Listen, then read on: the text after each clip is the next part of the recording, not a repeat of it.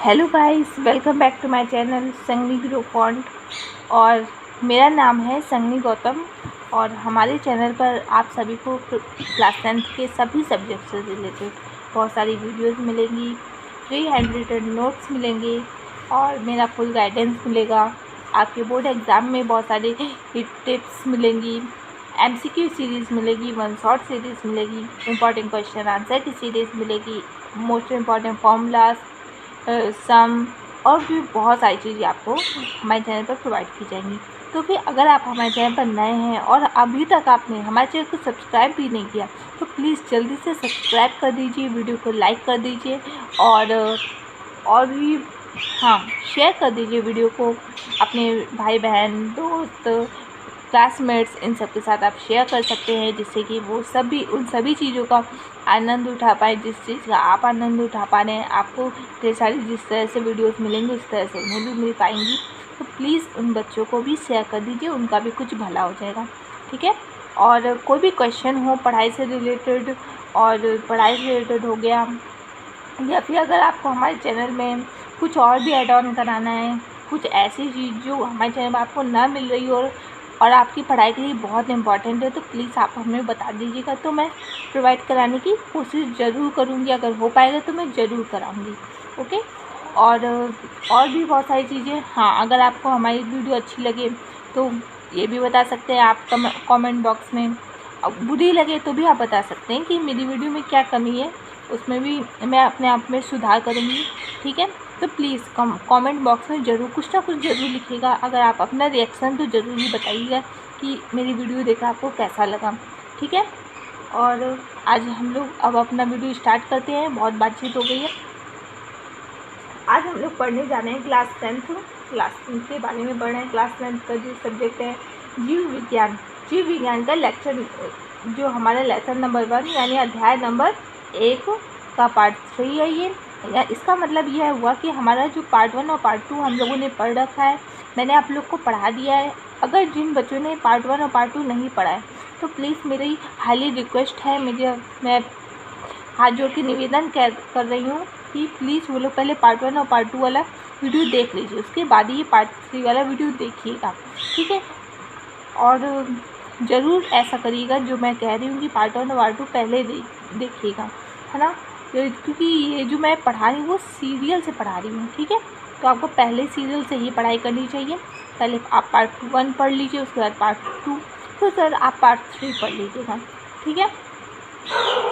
और अब मैं पार्ट 3 पढ़ाने जा रही हूँ, तो मैं आप लोग से उम्मीद कर रही हूँ कि आप सभी ने पार्ट 1 और पार्ट 2 पढ़ रखा है, तो मैं उसी हिसाब से पढ़ाऊँगी, ठीक है।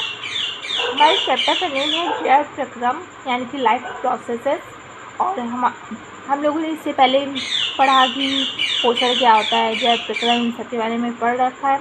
अब आज हम लोग जानेंगे कि पोषण की विधियाँ, यानी कि पोषण की विधियों के बारे में आज हम लोग चर्चा करेंगे। Mode of nutrition, okay. यानी कि पोषण की विधियाँ कितने प्रकार की होती हैं। पोषण की विधियाँ 2 हैं। स्वपोषी पोषण यानी ऑटोट्रॉपिक न्यूट्रिशन, ओके। परपोषी पोषण या फिर विषमपोषी पोषण। परपोषी पोषण को विषमपोषी पोषण भी कहा जाता है, जिसको हेटेरोट्रॉपिक न्यूट्रिशन के नाम से भी जाना जाता है, ठीक है। 2 तरह की होती है पोषण की विधियाँ। परपोषी पोषण में 3 प्रकार के होते हैं, यानी कि ये परपोषी पोषण जिसको विषमपोषी पोषण भी कहते हैं, ये 3 प्रकार के होते हैं। कौन कौन सा? पहला क्या है? प्रतोपजीवी पोषण यानी कि सैप्रोफिटिक न्यूट्रिशन, ओके। सेकंड हमारा क्या है? परजीवी पोषण यानी कि पैरासिटिक न्यूट्रिशन। थर्ड हमारा है प्राणी समभोजी पोषण यानी होलोजोइक न्यूट्रिशन, ओके। अब हम लोग जानेंगे कि स्वपोषी पोषण क्या होता है, यानी ऑटोट्रॉपिक न्यूट्रिशन के बारे में पढ़ेंगे अब हम लोग, ठीक है गाइस। कुछ जीव जैसे सभी हरे पौधे तथा कुछ जीवाणु जैसे साइनोबैक्टीरिया अपना भोजन सूर्य के प्रकाश की उपस्थिति में अपने चारों ओर उपस्थित कुछ सरल अकार्बनिक पदार्थों जैसे CO2 तथा जल को संश्लेषित करके स्वयं बनाते हैं। देखो, स्वपोषी पोषण में क्या होता है, जो जीव अपना खाना स्वयं बनाते हैं वो स्वपोषी पोषण कहलाते हैं। जैसे कि पेड़ पौधे जो होते हैं वो सूर्य के प्रकाश की उपस्थिति में अकार्बनिक पदार्थों, जैसे अकार्बनिक पदार्थ हमारे क्या हुए, जैसे CO2 हो गया, जल हो गया, CO2 यानी कार्बन डाइऑक्साइड, और जल हमारा जो वाटर, इन सब को संश्लेषित करके वो लोग अपना खाना बनाते हैं। ठीक है, यानी कि वो लोग अपने खाने का जो निर्माण है, अपना खाना जिनका निर्माण है वो खुद करते हैं। वो लोग खुद करते हैं, इसलिए वो लोग क्या कहलाते हैं, स्वपोषी कहलाते हैं। और ये जो प्रक्रिया है, ये प्रक्रिया कहलाती है स्वपोषी पोषण, यानी स्वपोषण कहलाती है। ठीक है गाइस, और अब आप लोग ये भी कहोगे कि भाई हम मनुष्य भी तो, मम्मी लोग भी तो अपने हाथों से खाना खुद बनाती है, तो वो भी तो स्वपोषी हुए। लेकिन नहीं, देखो वो जो खाना बनाती हैं, जैसे दाल चावल रोटी, ठीक है, तो वो जो दाल बना रही हैं, वो दाल भी पौधों ने बनाया है। पहले पौधों ने बनाया, तभी तो मम्मी बना रही है दाल। इसका मतलब क्या हुआ, मम्मी ने खुद दाल थोड़ी बनाई है। मम्मी ने जिस दाल का यूज करके दाल बनाई है, उस दाल को पेड़ पौधे ने बनाया। मम्मी ने जो रोटी बनाई है, उस जो रोटी बनी है गेहूं के दाने से, वो गेहूं का दाना तो पेड़ पौधों ने बनाया है। मम्मी ने जो चावल है वो भी तो धान से निकला है, तो धान भी तो भाई पेड़ पौधों ने बनाया। यानी कि हम लोग तो भाई पेड़ पौधों पे निर्भर हैं। पेड़ पौधे ही एक ऐसे पेड़ पौधे ही एक ऐसे जीव हैं जो खुद खाना बनाते हैं। हाँ, कुछ जीवाणु भी एक ऐसे हैं, जैसे कि साइनोबैक्टीरिया, ये जीवाणु हैं जो खुद खाना बनाते हैं। ये लोग खाना क्यों बनाते हैं खुद? इसलिए बनाते हैं क्योंकि इनमें क्लोरोफिल पाया जाता है। क्या हमारे अंदर क्लोरोफिल पाया जाता है? ना, अपने में क्लोरोफिल नहीं पाया जाता है, इसलिए तो बनाई। हम लोग प्रकाश संश्लेषण करते हैं, पेड़ पौधे हैं वो प्रकाश संश्लेषण करते हैं। अब कभी आप लोगों ने ये देखा कि हम लोग 1 घंटा धूप में बैठ गए और हमारा पेट भर गया, फिर कहा हम लोगों ने कि हाँ आज का अपना हो गया, आज का खाना पीना हो गया? ऐसा थोड़ी होता है। हम लोग को तो भाई प्रॉपर खाना चाहिए होता है। पेड़ पौधों से हम लोग लेते हैं, जीव जंतु से लेते कि नहीं? लेकिन पेड़ पौधे ही एक ऐसे जीव हैं, वो लोग ऐसा नहीं करते। वो लोग सूर्य के प्रकाश की उपस्थिति में खुद अपना खाना बना लेते हैं। वो कार्बन डाइऑक्साइड, वो ऑक्सीजन छोड़ते हैं, ऑक्सीजन वो लोग छोड़ते हैं पेड़ पौधे, और कार्बन डाइऑक्साइड ग्रहण करते हैं। क्या करते हैं? कार्बन डाइऑक्साइड पेड़ पौधे क्या करते हैं? ग्रहण करते हैं। हम लोग जो जल देते हैं, वो लोग जल पृथ्वी से ले लेते हैं, और सूर्य प्रकाश सूर्य देवता से ले लेते हैं, और इन सब का यूज करके अपना खाना बना लेते हैं। और ये जो प्रक्रिया होती है, ये क्या कहलाती है? स्वपोषण। और जो पेड़ पौधे हैं वो क्या कहलाते हैं? स्वपोषी। ठीक है, लिखा भी है, जो जीव अपना भोजन स्वयं बनाते हैं उन्हें स्वपोषी यानी कि ऑटोट्रॉफ्स कहते हैं, तथा यह क्रिया क्या कहलाती है? स्वपोषण कहलाती है। ठीक है, आई होप कि आप लोगों को स्वपोषी पोषण समझ में आया होगा। कोई भी क्वेश्चन इससे रिलेटेड, कुछ भी डाउट हो कि ये दीदी नहीं समझ आया, तो प्लीज़ आप कमेंट बॉक्स में लिख दीजिएगा, मैं आपको फिर समझा दूँगी। ठीक है, तो इस पेज का जल्दी से इस पेज का स्क्रीनशॉट ले लीजिए। ठीक है, 1 2 3। आई होप आप लोगों ने स्क्रीनशॉट ले लिया होगा। तो मैं अपना पेज टर्न कर रही हूँ। ओके,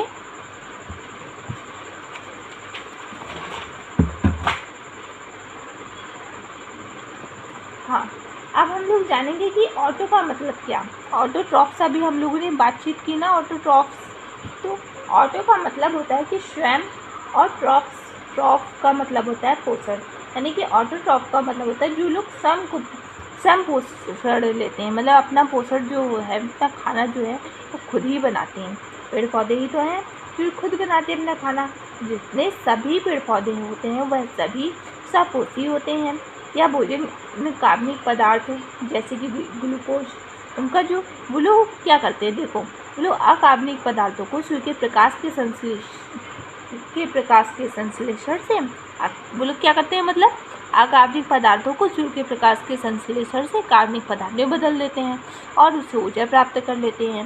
यही बात लिखी हुई है इन्होंने कि यह भोजन कार्बनिक पदार्थ उनका क्या होता है, उनका कार्बनिक पदार्थ होता है ग्लूकोज, अतः उनका ग्लूकोज होता है। अतः स्वपोषी पोषण में सरल अकार्बनिक पदार्थों के प्रकाश संश्लेषण से वो लोग सरल अकार्बनिक पदार्थों का क्या होता है, कार्बन डाइऑक्साइड और जल, ये क्या है, अकार्बनिक पदार्थ है। इनका प्रकाश संश्लेषण कर देते हैं और उसके बाद वो लोग कार्बनिक पदार्थ बना लेते हैं। कार्बनिक पदार्थ क्या होता है, जैसे ग्लूकोज, ठीक है, ये बना लेते हैं। सभी हरे पेड़ पौधे स्वपोषी भोजन के निर्माता होते हैं। वो लोग स्वपोषी भोजन बनाते हैं। स्वपोषण द्वारा जो बना भोजन होता है, भोजन को मनुष्य और बहुत से जीव जंतु उपयोग करते हैं। जाहिर सी बात है, जो वो लोग जो अपना भोजन बनाते हैं, उनके भोजन उनका जो स्वपोषी भोजन होता है, उसका यूज मनुष्य भी करते हैं, जंतु भी करते हैं, है ना। तो आई होप आप लोगों को ये बातें समझ में आ गई होगी। हाँ, यहाँ पे एक और मोस्ट इम्पॉर्टेंट पॉइंट है, मैं इसे हाईलाइट करना भूल गई।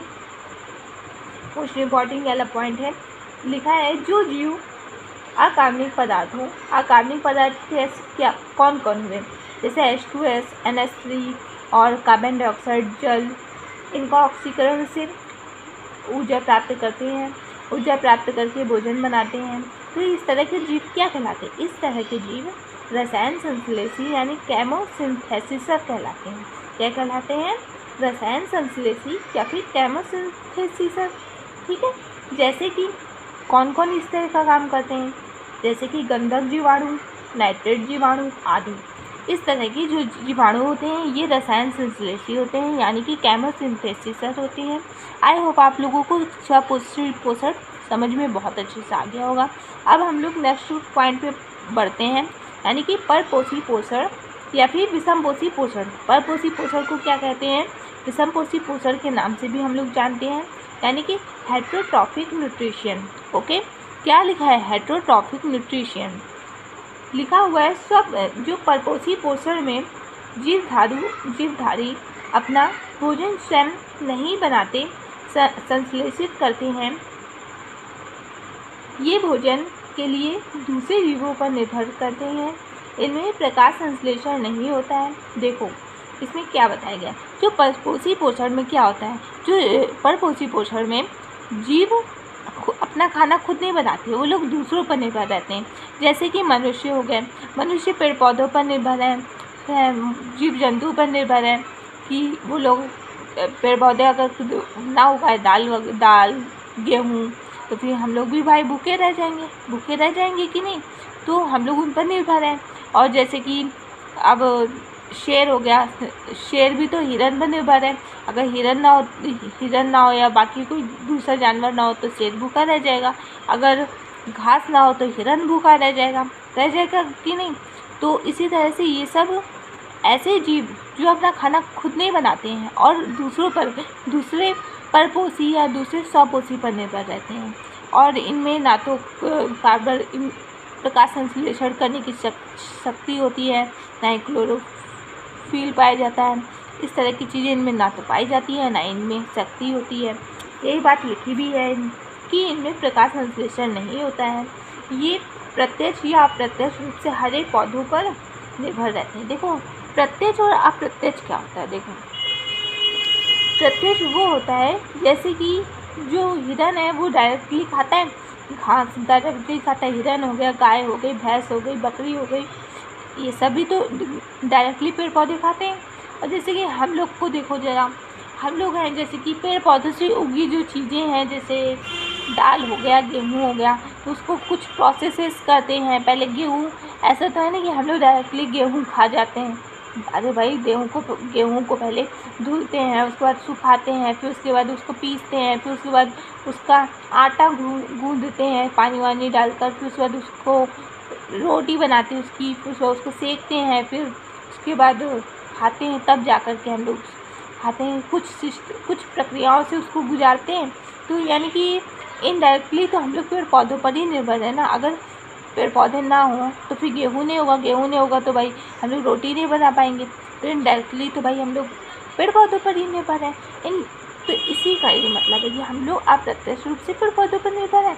और जो जंतु हैं, जो लोग भाई ये सब काम नहीं कर सकते, अब कोई गाय तो भाई गेहूँ को धुल करके उसको सुखाने जाएगी नहीं, वो तो डायरेक्टली पेड़ पौधे खाती कि नहीं, चारा खाती है। जो हिरन वगैरह ये सब घास खाते हैं, इस तरह हम लोग डायरेक्टली निर्भर रहते हैं। अब देखो क्या लिखा हुआ है, सभी जंतुओं में सभी जंतु में परपोषी पोषण पाया जाता है। हाँ, जितने भी जंतु हैं, कोई भी कभी किसी जंतु को सुना है कि कोई भी जो जानवर है और वो धूप में 1 घंटा खड़ा है, उसने कहा कि भाई मेरा आज का खाना हो गया? ऐसा नहीं हुआ ना उसके साथ। उसने भाई कुछ खाना पीना खाया। शेर है, क्या कभी उसने कभी ऐसा कहा कि आज तो मैं धूप में रहूँगा और मुझे खाने की कोई ज़रूरत नहीं, मैं उससे ही खाना बना लूँगा? ऐसा थोड़ी होता है। वो तो भाई अब हिरन को खाकर ही पेट भरेगा उसका। तो इसी तरह से मतलब कि उन लोगों में क्या लिखा है, सभी जंतु ही जो परपोषी पोषण पाया जाता है, यानी जो जितने भी जंतु हैं वो सब दूसरे जीव पर ही निर्भर हैं, 100% निर्भर हैं। शेर है वो हिरन पर निर्भर है तो है, हम लोग हैं पेड़ पौधों पर निर्भर हैं। ऐसा हो ही नहीं सकता है कि हम लोग खुद खाना कैसे बनाएंगे बिना पेड़ पौधों के या फिर जीव जंतु के कैसे बनाएंगे? अपन में तो कोई ऐसी शक्ति है नहीं, ना तो प्रकाश संश्लेषण की, ना ही क्लोरोफिल पाया जाता है। कुछ तो ऐसा ऊपर वाले ने दिया नहीं, दूसरे पर निर्भर है हम लोग, है ना। अब देखो आगे क्या लिखा हुआ है, अधिकांश जीवाणु ईस्ट तथा कवकों में भी एक परपोषी पोषण पाया जाता है। देखो जो जीवाणु हैं, ईस्ट हो गए, तो वो अचार पे पता है फफूंदी लग जाती है, तो ये सब परपोषी पोषण ही होता है। वो अचार से, अचार भी तो भाई, अचार में जो आम होता है वो भी तो एक पेड़ पौधों ने ही तो बनाया आम को। तो पेड़ पौधों ने बनाया आम को, और फिर वो फफूंद भी एक तरह का जीवाणु होता है। वो आम या फिर अचार जिस पर भी लगता है फफूंद, वो धीरे धीरे करके उसको खाता है, और वो खाता है तो फिर एक तरह से वो परपोषी हो गया। परपोषी हुआ, वो एक जीव दूसरे जीव से अपना खाना प्राप्त कर रहा है, दूसरे पर निर्भर है, खुद तो खाना बना नहीं सकता। तो बस यही चीज़। परपोषी पोषण में क्या चीज़, मतलब इसका क्या प्रॉपर्टी क्या है? परपोषी पोषण में प्रॉपर्टी ये होता है कि जो जीव होता है वो खुद तो खाना बना नहीं सकता, वो दूसरे जीव पर डायरेक्टली निर्भर रहता है, उसी से खाना प्राप्त करेगा और खुद तो बनाएगा नहीं, ऐसा रहता है उसमें। ठीक है। सपोषी पोषण में क्या है, वो खुद पर निर्भर रहते हैं, वो अपना प्रकाश वगैरह से अपना खाना पीना बना लेंगे, ऐसा रहता है। ठीक है। अब आगे लिखा हुआ है, ऐसे जीव परपोषी या विषमपोषी पोषण कहलाते हैं, जैसे मनुष्य, हिरण, कुत्ता, बिल्ली, चीता, शेर, भालू, गाय आदि परपोषी हैं। ये सभी मनुष्य किस पर निर्भर है? जो पेड़ पौधे हैं, जीव जंतु हैं, इन पर। हिरण किस पर निर्भर है?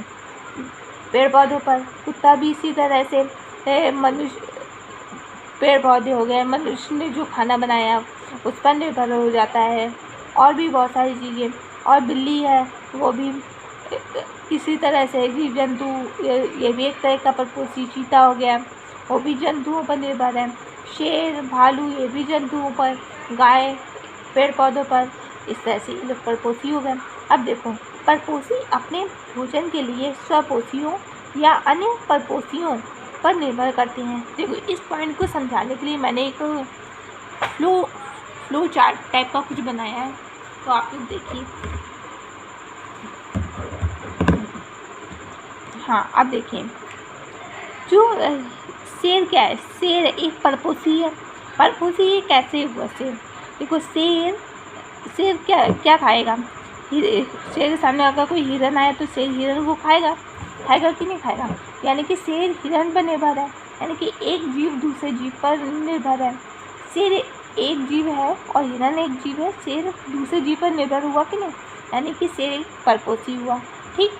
फिर अब आगे हिरन को देखो, हिरन एक जीव है, हिरन पौधे पर निर्भर है, एक जीव दूसरे जीव पर निर्भर हुआ कि नहीं? दूसरे जीव पर निर्भर हुआ, यानी कि परपोषी हुआ। ठीक। पौधे किसी पर निर्भर होते हैं ना, पौधे तो भाई स्वपोषी होते हैं, ये अपना खाना खुद ही बना लेते हैं। तो अब देखो, शेर हिरन पर निर्भर, यानी कि एक परपोषी अपने खाने के लिए दूसरे परपोषी पर निर्भर है, एक परपोषी अपने भोजन के लिए दूसरे परपोषी पर निर्भर है। और एक सिचुएशन ये है कि एक परपोषी अपने खाने के लिए एक स्वपोषी पर निर्भर है। देखो यही बात लिखी हुई है, ध्यान से आप देखिएगा। दिख रहा है ना आप लोगों को? हाँ, दिख रहा है ना आप सभी को? हाँ, लिखा भी है ये बात कि परपोषी अपने भोजन के लिए, परपोषी अपने भोजन के लिए स्वपोषियों या अन्य परपोषियों पर निर्भर करते हैं। मैंने वही चीज़ बताई ना, शेर एक परपोषी है, हिरन एक परपोषी, यानी कि एक परपोषी दूसरे परपोषी पर निर्भर है, ठीक है। और जैसे हिरन एक परपोषी है और एक पेड़ पौधा स्वपोषी है, तो एक परपोषी स्वपोषी पर भी निर्भर है। इसका मतलब समझ में आया कि एक परपोषी पर भी निर्भर हो सकता है और एक परपोषी स्वपोषी पर भी निर्भर होता है, ऐसा होता है, ठीक है। अब हम लोग जानेंगे कि विषम पोषी पोषण 3 प्रकार के होते हैं, इसके 3 प्रकार होते हैं, इसके बारे में हम लोग पढ़ेंगे, ठीक है गाइस। आज हम लोगों ने जान लिया कि परपोषी या विषम पोषी पोषण के बारे में जान लिया। फटाक से इस पेज का स्क्रीनशॉट ले लीजिए गाइस। 1 रुको दिख रहा है कि नहीं भाई, दिख रहा है ना सभी को? 1 2 3। आई होप आप लोगों ने स्क्रीनशॉट ले लिया होगा, ओके। हाँ, इसका भी ले लो, ये भी इम्पॉर्टेंट है, ये इसका भी ले लो। 1 2 3। आई होप आप लोगों ने इसका भी ले लिया होगा। मैं पेज टर्न कर रही हूँ, ओके।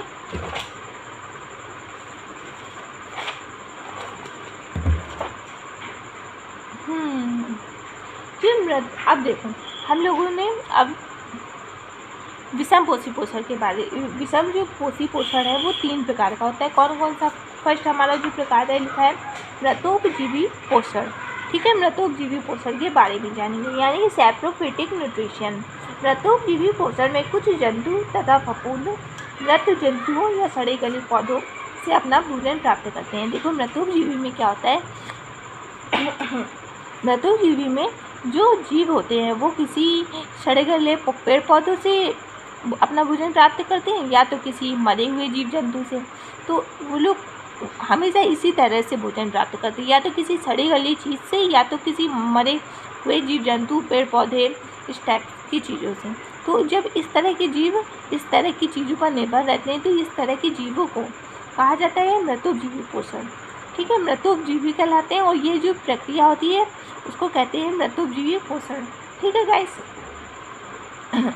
जैसे कि अब जीवाणु बैक्टीरिया ये सब होते हैं मरे हुए, जब कोई जानवर मर जाता है सॉरी गाइस, जब कोई जानवर मर जाता है तो फिर उसके शरीर में नहीं देखा होगा कि अब धीरे धीरे वो उसका शरीर खुद ब खुद गलने लगता है। गलने कैसे लगता है? गलने ऐसे लगता है कि उसमें बहुत सारे जीवाणु उसके शरीर को खाते हैं और धीरे करके उसका शरीर गलने लगता है ना। तो वो जीवाणु उस मरे हुए जीव पर निर्भर होते हैं और उसका शरीर धीरे खाते चले जाते हैं और उसका शरीर का अपघटन होता जाता है, ठीक है गाइस।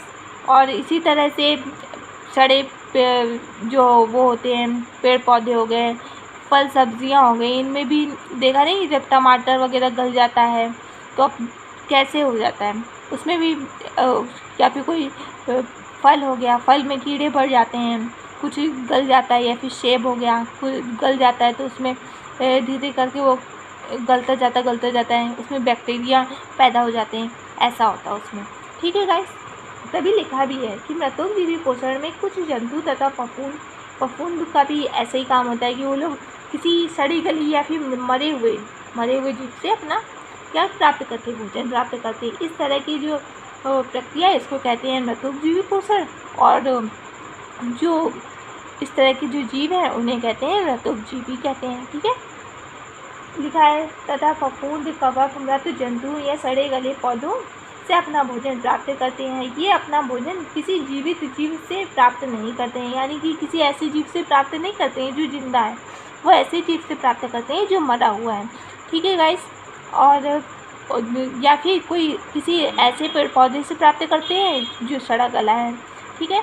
मृतोपजीवी से प्राप्त मृतोपजीवी सड़े गले पदार्थों तथा मृत जंतुओं में उपस्थित जटिल कार्बनिक अणुओं को देखो वो लोग करते क्या है। जो मृतोपजीवी होते हैं वो ऐसे सड़े गले पेड़ पौधों और मरे हुए जंतुओं से भोजन प्राप्त करते हैं, उनके शरीर में वो लोग करते क्या है, देखो उनके शरीर में वो लोग जटिल अणु, उनके जो जटिल कार्बनिक अणु होते हैं उनको वो लोग एंजाइम की सहायता से उसे सरल कार्बनिक अणुओं में बदल देते हैं, फिर उससे भोजन प्राप्त करते हैं। लिखा भी वही चीज़ है कि मृत जंतुओं में उपस्थित जटिल कार्बनिक अणुओं को एंजाइम की सहायता से सरल पदार्थों में रासायनिक क्रियाओं द्वारा खंडित कर देते हैं। खंडित यानी तोड़ देते हैं, ठीक है। रासायनिक क्रियाओं यानी कि आप चयन कर देते हैं, उसका अपघटन कर देते हैं, छोटे छोटे जटिल कार्बनिक को सरल कार्बनिक बदल देते हैं, ठीक है गाइस। सरल पदार्थों में रासायनिक क्रियाओं द्वारा खंडित कर देते हैं और इन सरल पदार्थों को अपने भोजन के रूप में अवशोषित कर लेते हैं। इनके क्या एग्जाम्पल क्या हो सकते हैं? देखो, जैसे कि मशरूम तो आप सभी जानते होंगे, आप लोगों ने खाया भी होगा मशरूम। ईस्ट हो गया, जो हमारे ब्रेड में ईस्ट का इस्तेमाल ही किया जाता है ब्रेड को बनाने के लिए। जो हम लोग घर पे लाते हैं ब्रेड, सुबह ब्रेड जैम खाते हैं, तो उससे बनाने के लिए यीस्ट का ही प्रयोग किया जाता है, ठीक है। आप सभी को दिख रहा है ना सभी बच्चों? हाँ, जो एक राइजोपस होता है, इसके बारे में हम लोग आगे डिटेल में पढ़ेंगे। बहुत इंटरेस्टिंग टॉपिक है, बहुत इंटरेस्टिंग, एक तरह का जीवाणु है, इसे हम लोग पढ़ेंगे, ठीक है। ये भी एक एग्जाम्पल है मृतुकजीवी पोषण का। ये एग्जाम्पल्स आप लोग याद रखिएगा, बहुत इंपॉर्टेंट है गाइस। ये एग्जाम्पल आपको एग्ज़ाम में काम आएगा। उसमें डेफिनेशन के नीचे एग्जाम्पल लिखेंगे तो एग्जामिनर का अच्छा एक्सप्रेशन पड़ता है, वो आपको नंबर बहुत अच्छे फिर देता है, ठीक है। तो आप लोग प्लीज़ एग्जाम्पल याद रखिएगा कि किस टॉपिक का कौन सा एग्जाम्पल है, ओके। तो ये सब मृतोपजीवी हैं। आई होप आप लोगों को समझ में आ गया हो गया कि मृतोपजीवी क्या होता है, ठीक है।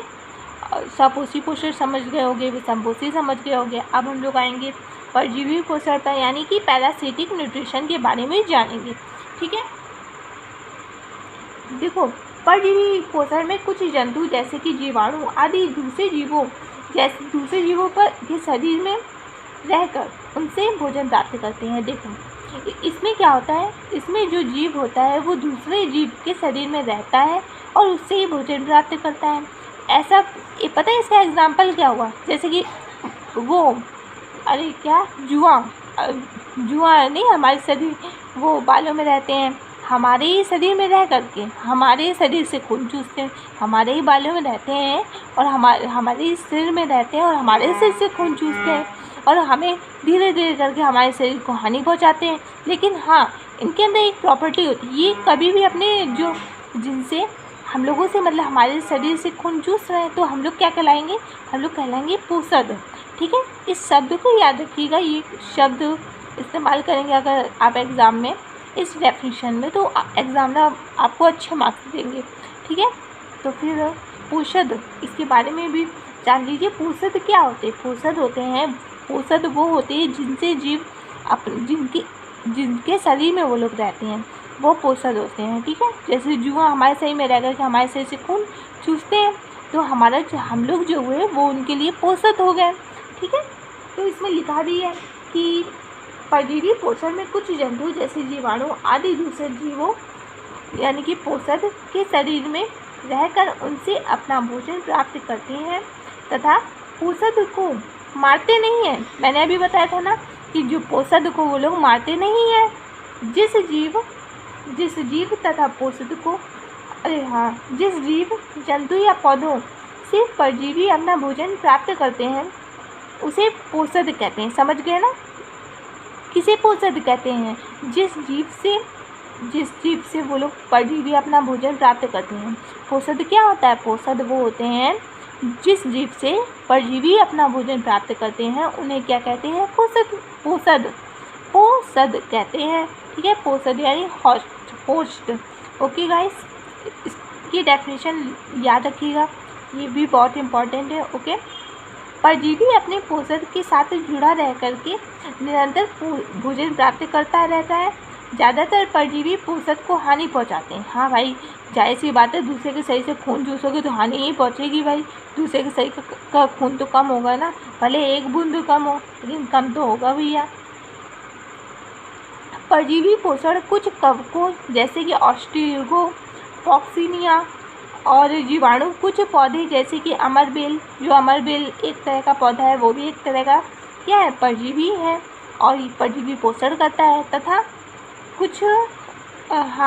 कुछ जंतु जैसे कि प्लाज्मोडियम, एस्केरिस, फीताक्रमी एक तरह का वो है जीवाणु है, ये एक तरह का क्या आई मीन छोटा सा जंतु है जो कि हमारे पेट में रहता है।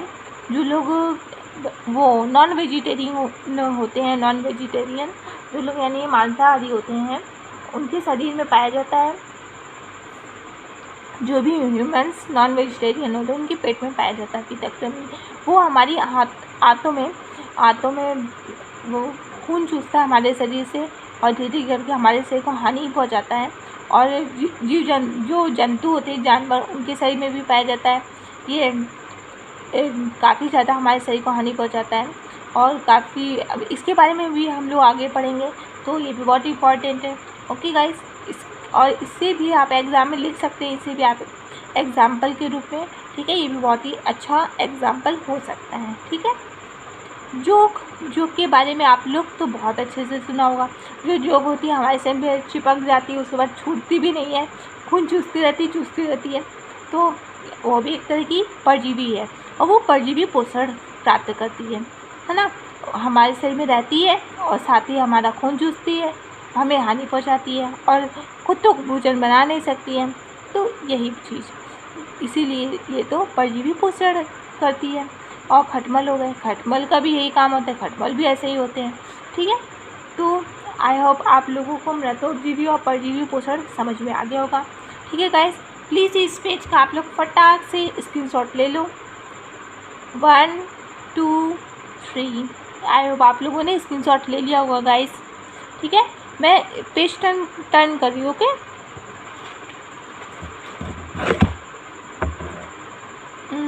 आखिरी टॉपिक, ऐसे पढ़ के बोर तो नहीं हो रहे ना। मैं थोड़ी सी सीरियसली मूड में पढ़ाती हूँ ना, हाँ, थोड़ा सा कॉमेडी वगैरह नहीं, आप लोग को बोर कर देती हूँ। I am so sorry guys, थोड़ी सी अभी कॉमेडी नहीं आती ना थोड़ी सी, इसलिए आप लोग तो, अगर आप लोग को कॉमेडी आती हो तो थोड़ी बहुत हमसे शेयर कर सकते हैं, कोई चुटकुला वगैरह, मैं जरूर आपकी चुटकुले सुनूंगी, ठीक है। कमेंट बॉक्स में, ओके, कमेंट बॉक्स में जो भी ज़्यादानी है कमेंट बॉक्स में, ओके। हम लोग अब नेक्स्ट पॉइंट को पढ़ेंगे, ठीक है।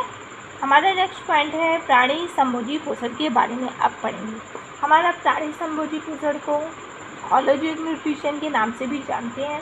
जो प्राणी संभोजी पोषण होते हैं, क्या होते हैं, देखो पढ़ते हैं। प्राणी संभोजी पोषण में जंतु भोजन के रूप में जटिल कार्बनिक पदार्थों को ग्रहण करते हैं। इन जीवों में पाचन तंत्र पाया जाता है और ये भोज्य पदार्थों को अंतर्ग्रहित करके भोजन पाचन करते हैं तथा पचे हुए भोजन का अवशोषण करते हैं और अवशोषण करके शेष अपचे भोजन को उत्सर्जित करते हैं। देखो, इसमें बताया ये गया है कि प्राणी संभोजी पोषण में क्या होता है। प्राणी संभोजी पोषण में वे जीव जंतु आते हैं जो भोजन को पहले खाते हैं, उसके बाद उसका पाचन करते हैं, फिर उसके बाद उसका पाचन करके उस भोजन से ऊर्जा प्राप्त कर लेते हैं, फिर उसके बाद यानी कि उसका अवशोषण भोजन कर लेते हैं, उसके बाद फिर जो अपचा भोजन होता है उसका उत्सर्जन कर देते हैं। यानी कुल मिलाकर के उन्होंने ये बताया जिनमें पाचन तंत्र पाया जाता है, वो जीव प्राणी संभोजी पोषण करते हैं। यानी कि जितने भी जीव जंतु हैं वो सभी प्राणी संभोजी पोषण करते हैं, है ना गाइस।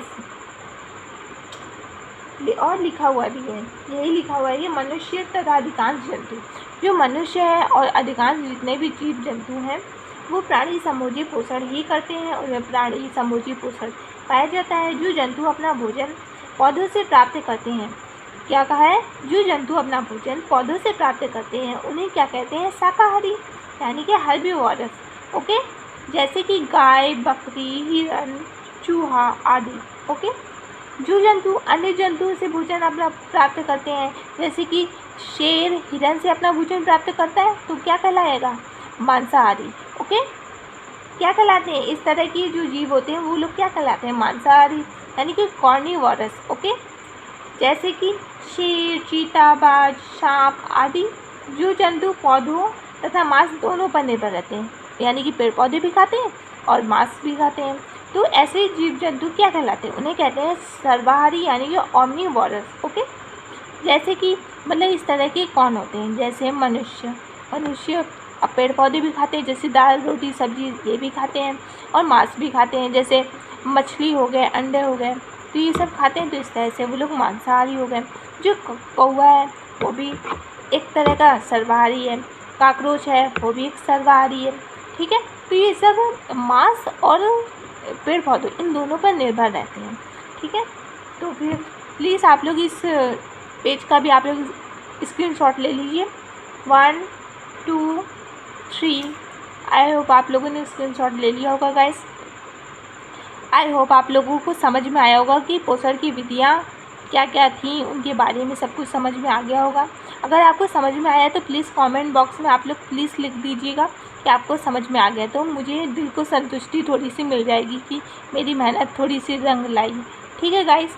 हाँ, मैं एक बात और आपसे कहना चाहूँगी, जो मैंने शुरुआत में आपसे कही थी कि अगर आप हमारे चैनल पर नए हैं तो प्लीज़ जल्दी से हमारे चैनल को सब्सक्राइब कर दीजिए और वीडियो को लाइक कर दीजिए।